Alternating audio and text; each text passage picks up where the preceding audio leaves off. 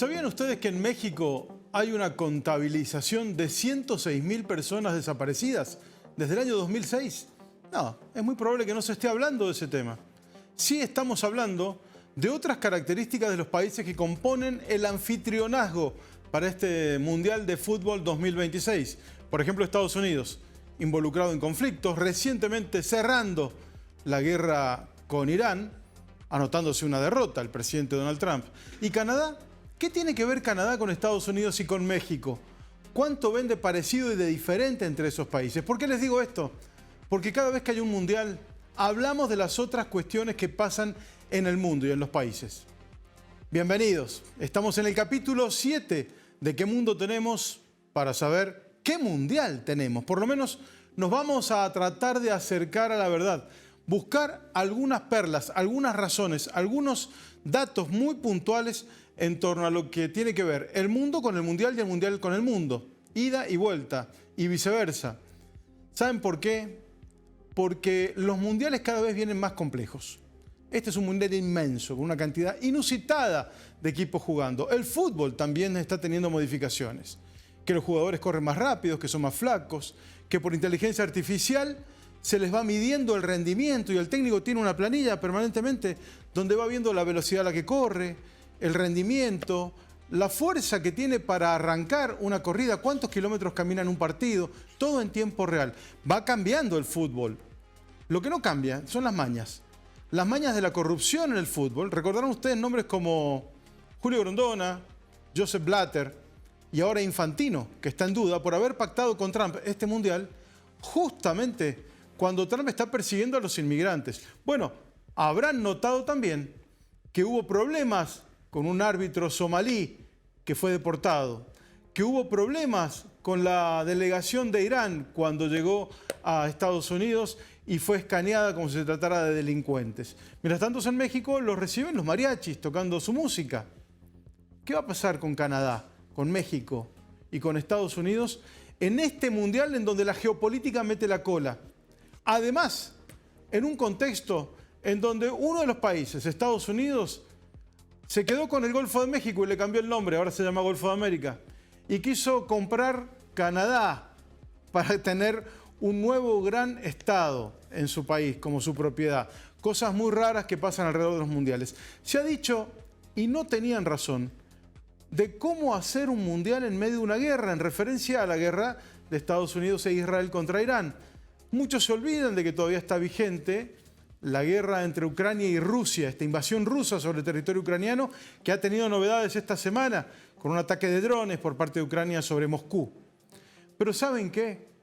No ha habido mundial sin conflicto internacional. No es la primera vez que sucede, es lo permanente. Junto con las mañas de la corrupción, que se pueden haber mejorado, la conflictividad y el belicismo a nivel internacional.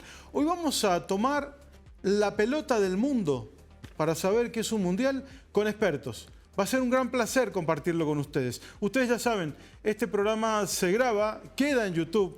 Es un programa on demand que lo pueden ver permanentemente, cuando quieran, cuantas veces quieran, en forma gratuita, en YouTube, en 617 live.multiplataforma.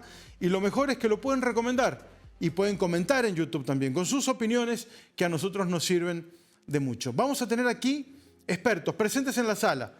Va a estar el criminólogo Eduardo Muñoz, hablando de fútbol y delito, crimen, lo que tiene que ver, lo orillero, la contención social también, porque nunca tenemos que olvidar que el fútbol de base, el de potrero, termina conteniéndonos. Vamos a hablar con Clara Ralo Venditti, licenciada en Relaciones Internacionales, divulgadora científica, pero además también docente universitaria, en torno a la historiografía de conflictos y mundiales. Y estará aquí con nosotros el escritor y ex docente de la Universidad de Bolonia, Italia, José Jorge Chade, porque tiene un trasfondo pedagógico el mundial. ¿Hay razones para la evolución o para la involución? Se lo preguntaremos a él. Estamos arrancando con un nuevo programa, el capítulo 7 de ¿Qué mundo tenemos? Para saber qué mundial tenemos. Hoy nos sacamos la corbata porque vamos a hablar de fútbol, hay que estar cómodos, por más que pueda haber cierta incomodidad con algunas cosas que vamos a hablar de las que no se están hablando en el mundo en medio de un mundial de fútbol, que por otra parte estamos siguiendo todos con una cantidad de equipos en forma inusitada.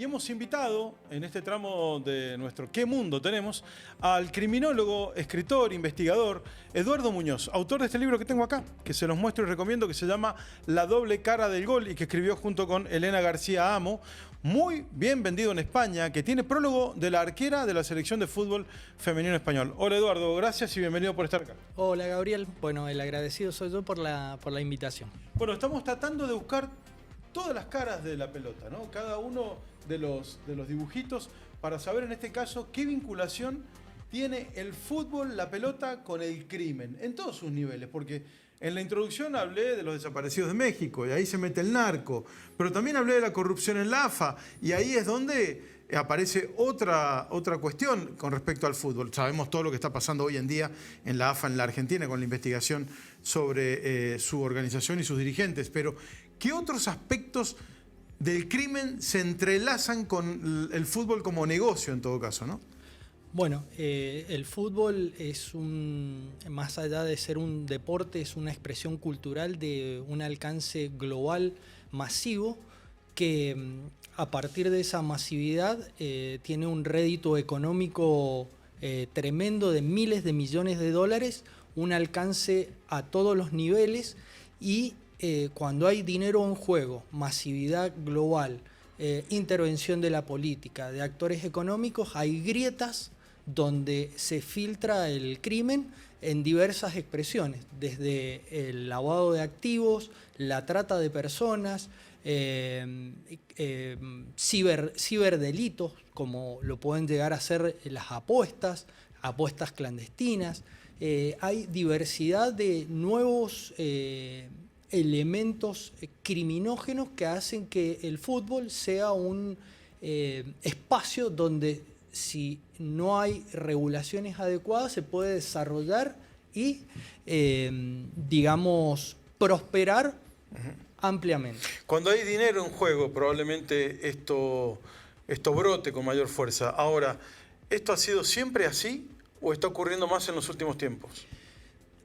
Ahora se visibiliza más. Yo creo que siempre ha existido, no a la escala global que existe hoy, pero en determinadas medidas ha existido siempre. Ahora, la FIFA, a partir de esa alianza global que ha formalizado prácticamente con Estados Unidos, que es, digamos, el catalizador del consumo global y el que proporciona mercados internacionales para que el fútbol se transforme en un mercado de consumo en expansión a nivel mundial, ha hecho que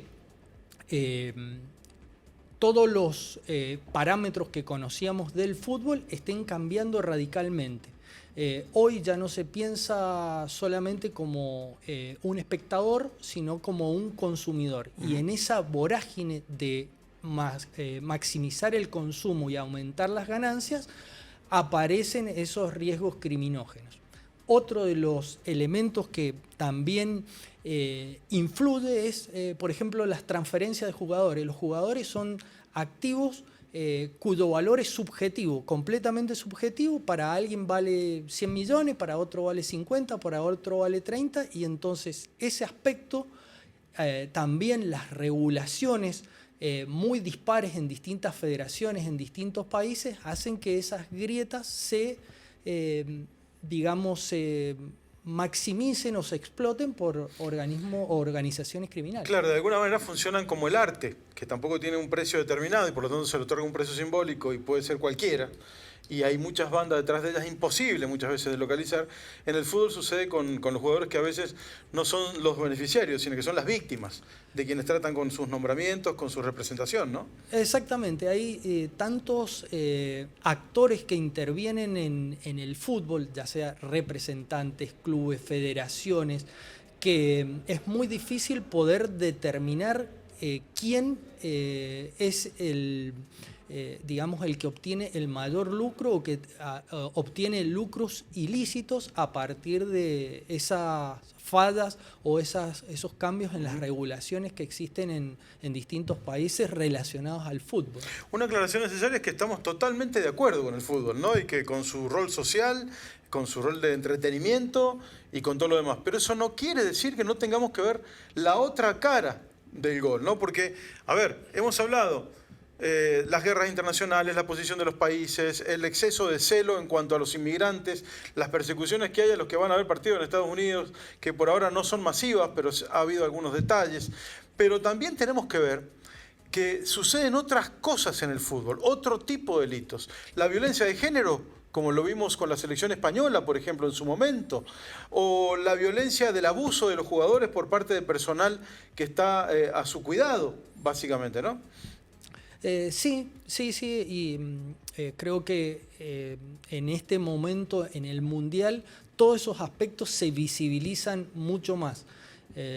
La conducta de los jugadores, la conducta de los directivos, la conducta de los árbitros queda completamente visibilizado.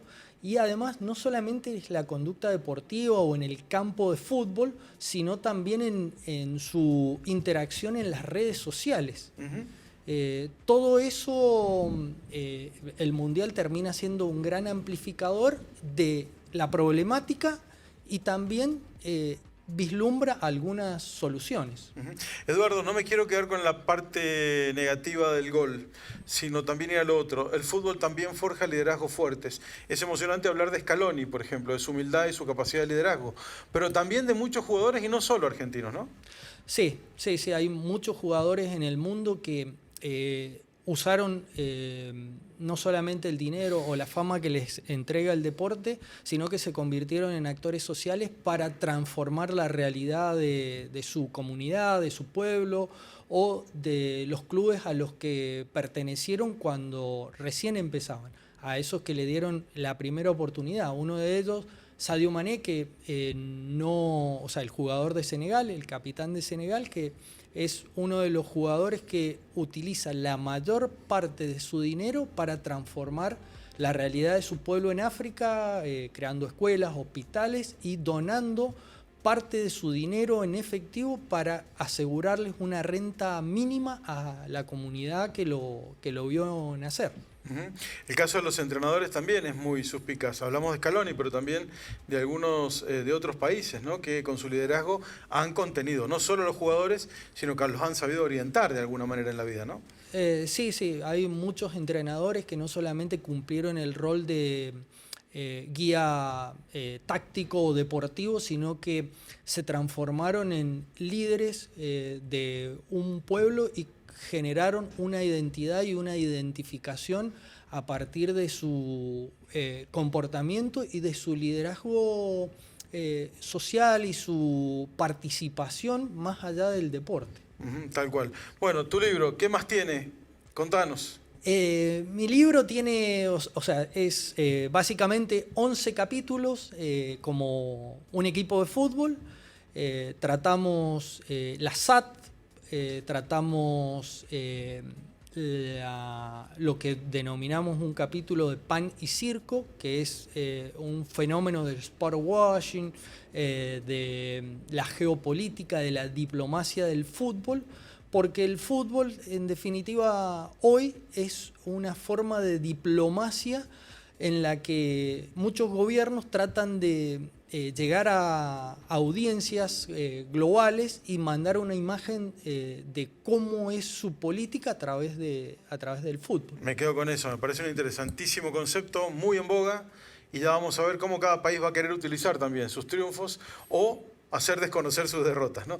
Gracias, Eduardo, ha sido muy gentil de venir con nosotros. Bueno, gracias a ustedes por la invitación, ha sido un placer. Eduardo Muñoz. Es cierto que el Mundial nos toca en un momento de conflictividad internacional, pero les digo una cosa, ¿cuándo no? Toda la historia está plagada de conflictos a niveles internos en los países que participaban de los mundiales o a nivel interpaíses, de alguna manera. Había una disputa por fuera de los campeonatos.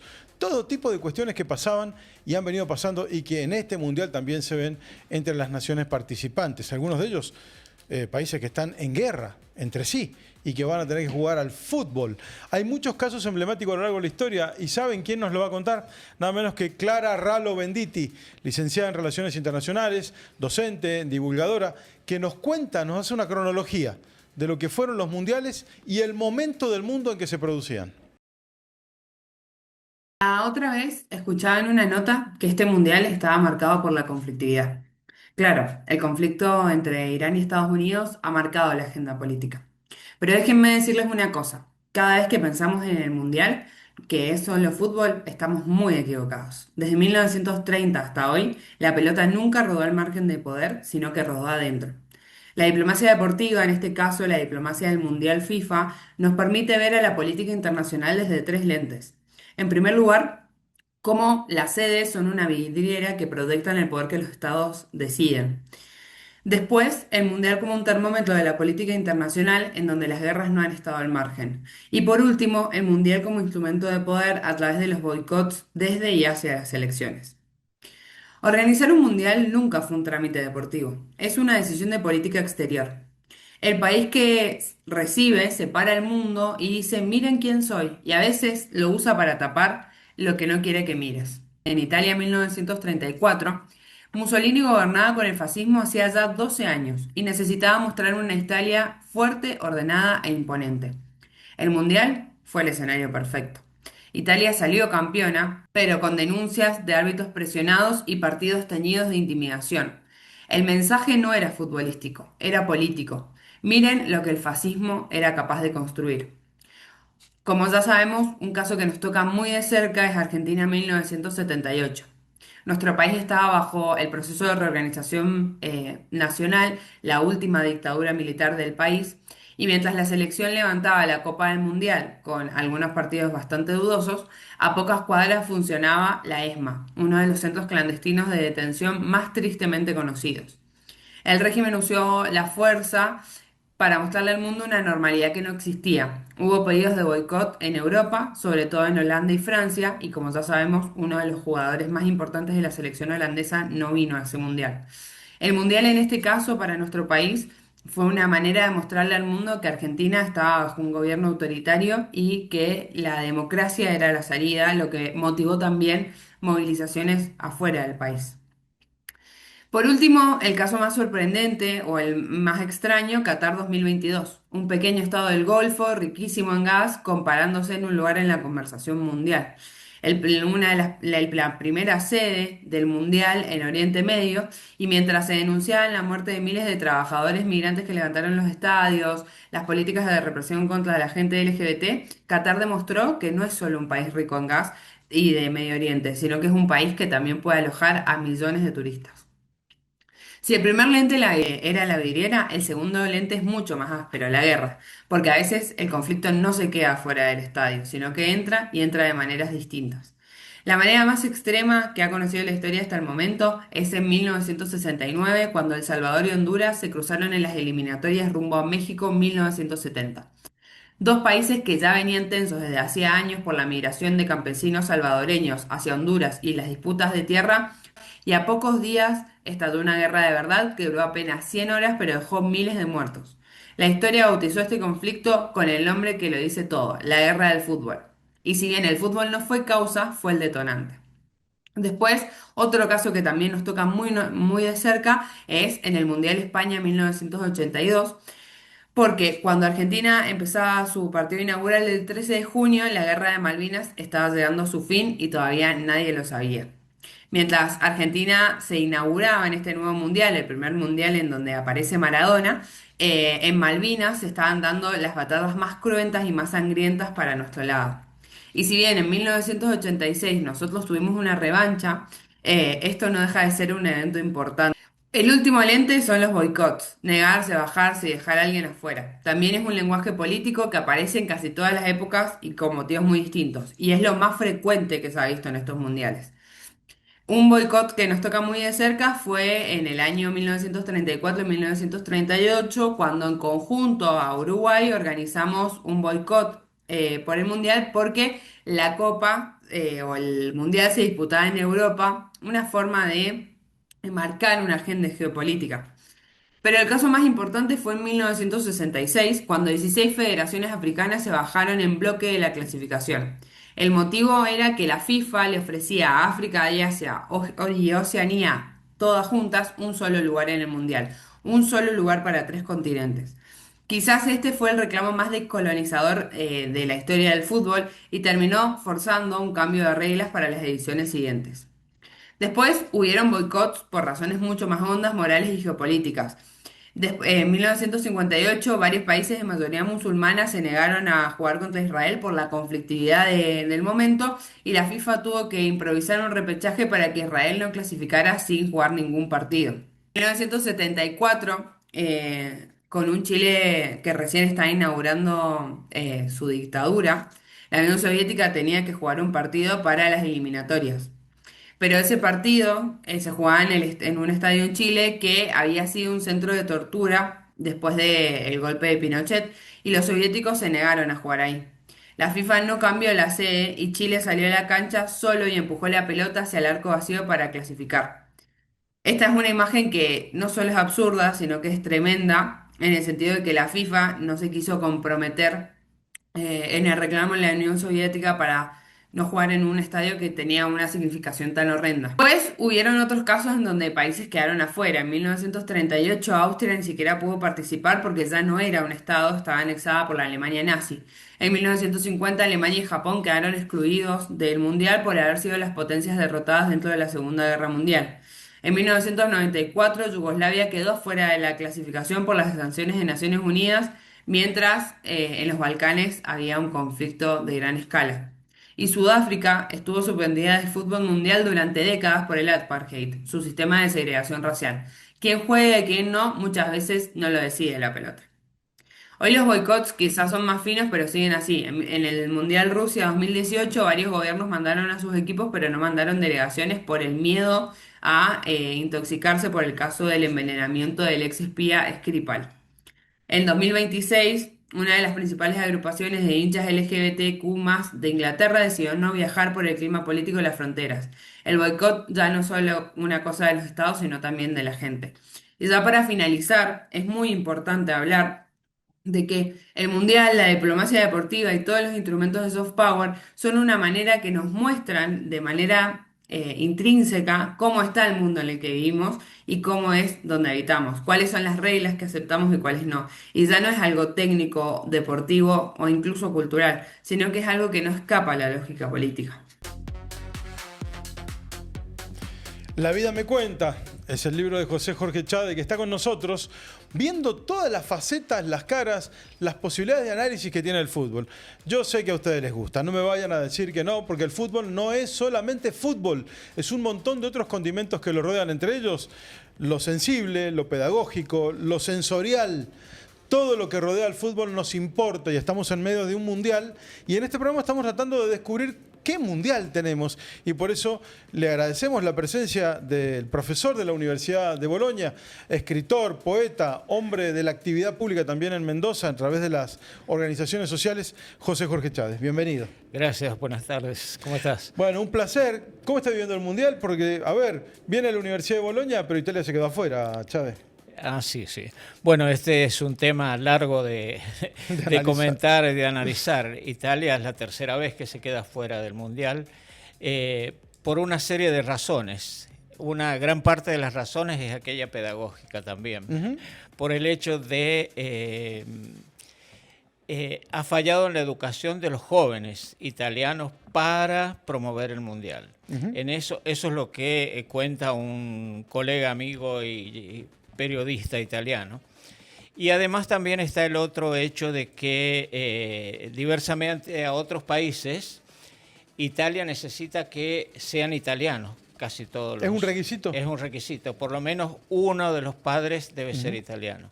Eso es lo que se está trabajando ahora para modificarlo. Claro, a la luz de los acontecimientos, porque imagínense ustedes cómo repercute en todos los países el entusiasmo, la expectativa de la gente participando del campeonato mundial, de los partidos, de la posibilidad de ser campeones. Ya lo hemos vivido nosotros con muchísima emoción. En Chile no pasa en Italia tampoco, pero hay otros aspectos que tienen que ver justo con lo pedagógico, que es el tema de investigación de José Jorge Chávez. Porque, por ejemplo, en Italia, si bien existen, como en todos los lugares, la mayoría de los grandes jugadores surgieron de escuelas de fútbol a las que participaban cuando eran niños. Y eso es muy importante porque el fútbol y la educación es un binomio importantísimo. Y ahí es donde surgen una serie de valores también de los que algo hablaban con el colega primero, ¿no? ¿Por qué? Porque se trabaja a través de la educación en el fútbol, cooperación, confianza recíproca. Me imagino que trata la disciplina, el respeto. Interculturalidad, además la parte de comunicación interpersonal. Y bueno, el fútbol es un elemento inclusivo importantísimo. Muchos pibes que no tienen capacidad de socializar dentro de su ámbito familiar lo consiguen a lo mejor en el potrero, claro, o en el club, sí, ¿no? O toman como mentor, ¿no? El entrenador, su entrenador. Claro. De todas formas, siempre ha habido discriminación a nivel de fútbol. Yo que lo he vivido en Europa, más todavía a nivel de, digamos, racismo. Que, por ejemplo, no sé si ustedes se acuerdan, en el Mundial en Alemania, un jugador alemán importante de la selección dijo, si gano, soy alemán, si pierdo, soy inmigrante. Qué bárbaro.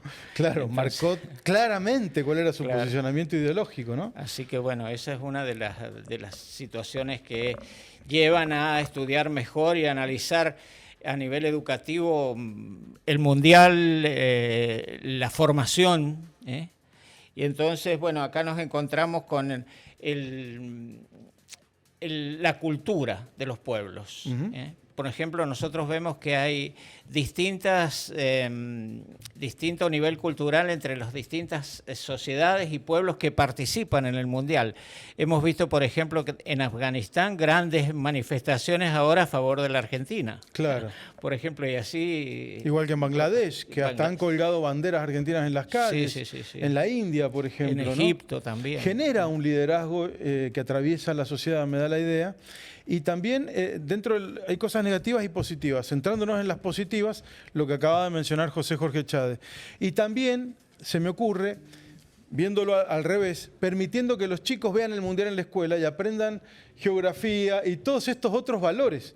Porque hay una corriente que niega la posibilidad de que se integre el Campeonato Mundial de Fútbol a las escuelas, pero a mí me parece que no hay nada de malo, ¿no? No, porque eso favorece el diálogo intercultural y el conocimiento. Bueno, el fútbol y el Mundial de Fútbol es una oportunidad que nos da una serie de... nos permite hacer que la educación sea transversal a tantísimas disciplinas. Eso sí, es importantísimo. Y bueno, por eso es importante que los padres y los educadores sepan darle los conocimientos justos a sus hijos en relación a qué significa la competición, y evitar que existan conflictos de tipo, peleas, todo este tipo de cosas que no tienen que existir, pero que hay que saberlas controlar. Sí, bueno, Chávez, para quien no lo conoce, es un investigador que tiene numerosos artículos escritos en torno a este tipo de cuestiones, fundamentalmente los valores, la formación, la enseñanza, por dónde tiene que ir para que sea efectiva realmente. Y me parece que ha tomado un aspecto central con este Mundial, centrándose en el fútbol, porque, claro, el fútbol también permite utilizar un idioma común en tiempos en donde las redes están mediando mal entre adultos y jóvenes. El fútbol permite que todos hablemos el mismo lenguaje, de alguna manera, ¿no? Sí, que hablemos el mismo lenguaje o que conozcamos también el lenguaje de los demás. Yo me había notado acá lo que es coherente y lo que es lo que tiene un contrasenso a nivel del fútbol. Me interesa. Por ejemplo, a nivel de coherencia, el mérito individual, que eso lo encontramos. Y por otro lado, la contrapuesta sería el engaño. Claro, que también sucede. Claro. La suerte, y por otro lado la burla, a veces del resto, ¿no? El no saber perder.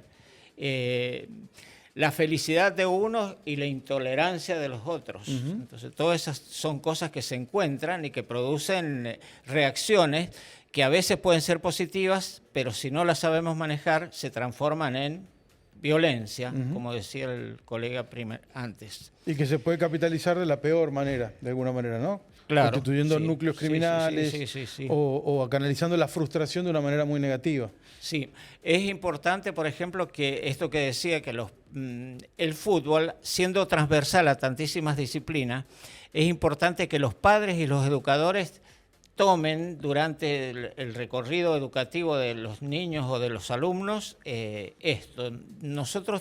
Yo tengo, por ejemplo, que era de la universidad también, un manual importante sobre la parte pedagógica relacionada a todo lo que se puede trabajar a través del fútbol, que puede ser un mediador importantísimo para la educación. Así que el que esté interesado, yo les voy a dejar el... Ahí estamos aportando el correo electrónico del profesor José Jorge Chade para que se comuniquen con él, porque es un material fundamental realmente para muchos padres que quieren involucrarse. Y nosotros que somos muy de hablar mal de los jóvenes y de los niños, generalmente en la sociedad, porque no los entendemos, me parece que hay una enseñanza de ellos hacia nosotros cuando el papá los acompaña a jugar a la cancha, en las inferiores, y lo insulta, le exige, le demanda, y lo está oprimiendo de alguna manera, ¿no? Y el pibe nos enseña de tolerancia, de amistad, de solidaridad, a veces con sus compañeritos de diferentes condiciones sociales. Sí, por ejemplo, yo tengo una anécdota de un chico de la escuela que tenía 8 años, cuando lo entrevisté, dice, sí, yo voy a la cancha porque me interesa comer mandarinas, pero también me interesa el fútbol, solo que mi papá no me lo deja aprender, ¿no? Es impresionante eso realmente, ¿no? Es una buena frase, una buena anécdota como para cerrar este diálogo con José Jorge Chade, ex profesor de la Universidad de Bolonia en Italia. Bueno, todo este tema de los valores y disvalores que ofrece el fútbol, pero hoy nos interesa poner de relieve una campaña para que sean más los valores que lo otro, que sacamos por arriba. Gracias, profesor, por haber venido, ¿eh? No, gracias a ustedes. El profesor José Jorge Chade pasó por ¿Qué mundo tenemos?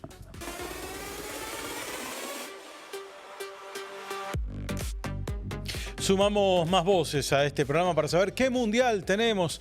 Y no es casual que se esté realizando en América del Norte, los 3 países que componen la América del Norte: México, Estados Unidos y Canadá. Y es por eso que hemos convocado y ha aceptado participar Víctor Hugo Morales.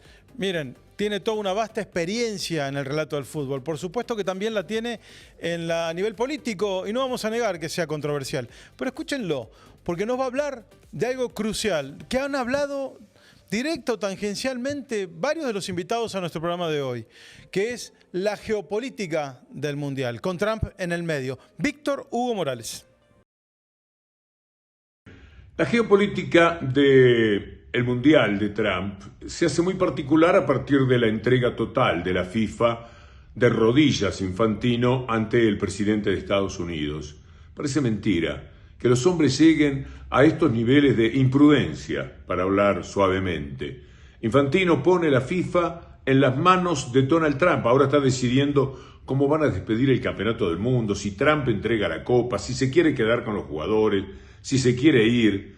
Pero además Infantino le dio el premio de la paz, que no se sabe de dónde lo sacó, a un hombre que ha impulsado 7 guerras, que ha estado asesinando donde quiso, donde se le antojó, que además es un hombre que comprometió la economía de todo el mundo. Eso es parte de la geopolítica de Trump, porque la guerra inútil, absurda, a los ojos de todo el mundo, que desarrolló contra Irán, lo único que hizo fue comprometer a países que lo están pasando muy mal ya antes de esa guerra y que luego estuvieron más comprometidos todavía por el tema del precio del petróleo, etcétera.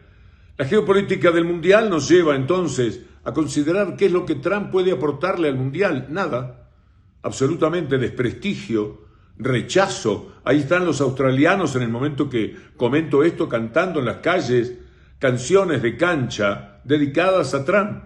Lo que hace el ICE, las persecuciones que desató, la cantidad de personas apresadas entre enero y marzo particularmente.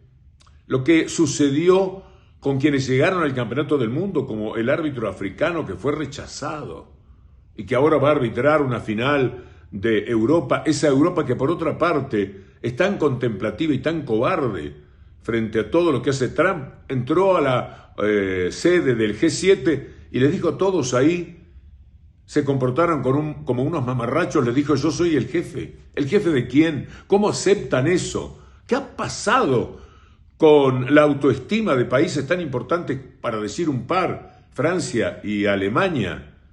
Lo que sucedió con los jugadores de Irán, perseguidos durante el Campeonato del Mundo y permitido por Infantino, que se presentó en el vestuario de Irán como si tal cosa, y ahí recibió algunos reproches. Pienso que por delicadeza no todo lo que le corresponden a un hombre que va a saludar a los representantes futbolísticos de un país que es víctima de los ataques absurdos y asesinos de Donald Trump, con los hinchas de Irán levantando una bandera donde recuerdan el asesinato de las 168 niñas. Se me hace cuento que esto ha existido, pero nos está pasando. Y la geopolítica de Donald Trump quedará, respecto al Mundial, mucho más en la historia que los goles que se puedan convertir. Miraremos para atrás y lo que vamos a ver es a Trump, a sus desmanes, a sus abusos. Hasta los jugadores de Uruguay fueron requisados con perros, como potencialmente se tratase de delincuentes, y muchas cosas más sucedieron, y muchas que ni siquiera sabemos todavía, porque no todo puede trascender, no todo puede romper la membrana que nos separa a nosotros del conocimiento de lo que sucede en las calles y en tantos lugares que están implicados en el Campeonato del Mundo. Bueno, recordarán todo lo que han dicho nuestros invitados, sobre todo Clara Venditti, que habló de lo que fue el Mundial 78 en la Argentina, en plena dictadura militar, cuando la dictadura quiso ocultar realmente lo que estaba pasando en el país y se negaba la existencia de perseguidos, desaparecidos, ese tipo de cosas. Tengo acá una pieza bibliográfica única. No me enorgullece tenerla en mis manos, pero este libro fue el editado por la dictadura en Francia, en París. Está en varios idiomas, sobre todo en francés y español, para desmentir o pretender desmentir que en la Argentina se estuviesen violando los derechos humanos. Este es el original del libro que preparó la dictadura en aquel momento, 1978, y que originó que algunos jugadores, por ejemplo de Holanda, no quisieran participar del Campeonato Mundial de Fútbol de Argentina, que realmente sirvió para esconder muchas cosas que estaban sucediendo. Por supuesto, lo ganamos, fue controvertido a nivel futbolístico, pero fue horrible a nivel político. El fútbol sí tiene que ver con la política, sí tiene que ver con la educación, sí tiene que ver con la sociedad, sí tiene que ver con las familias, con un montón de cosas. Y hoy lo hemos comprendido mejor. Espero que haya sido así. Estoy aguardando sus opiniones porque nos importa muchísimo en nuestra cuenta de YouTube. Nos encuentran como 617live.multiplataforma. Allí pueden dejar sus comentarios, compartir el video, verlo cuantas veces quieran e inclusive recomendárselos a sus amigos. Este es un programa en el que ha participado muchísima gente. Realmente estoy muy agradecido por la participación de nuestro equipo, que ha trabajado mucho. Está dirigido por Sergio Romero, con Gabriel Romero en la producción ejecutiva. Está Gabriel Godoy en la edición de video. Tenemos en la operación de sonido a Bruno Carretero. Inclusive está Mani Cano en la edición de video y mi nombre es Gabriel Conte. Esto se los digo para que nos ubiquen, pero básicamente me parece que cabe una reflexión final. Y es que cuando estamos viendo un partido de fútbol estamos viendo mucho más. Nos estamos mirando prácticamente nosotros en nuestro propio espejo. Integramos la familia o extrañamos a los que no están. Pensamos en abrazarlos o en cómo hacer que la tristeza en caso de derrota sea mucho más finita, mucho menos dolorosa.